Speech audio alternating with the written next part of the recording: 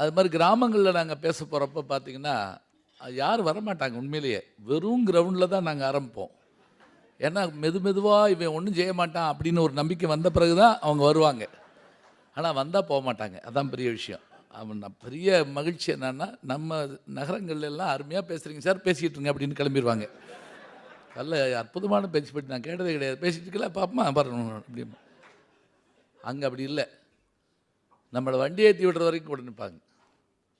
ஒருத்தர் சொன்னார், இப்போ ஐயா என்னை பற்றி சொன்னாங்க இல்லையா, ரொம்ப கஷ்டம் கூட நின்று நம்மளை பேசுகிறது கேட்டுக்கிட்டு இருக்கிறது ரொம்ப கஷ்டம். ஆனால் ஐயா பேசுகிறப்ப மகிழ்ச்சியாக இருந்தது.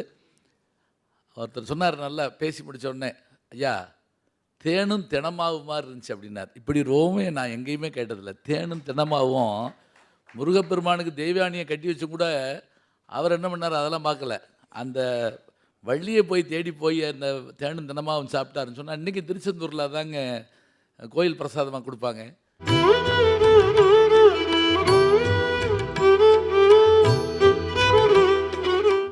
தேனும் தினமாவும் எப்படி இருக்குங்கிறது நம்ம தின்னு பார்த்தா தான் தெரியும்.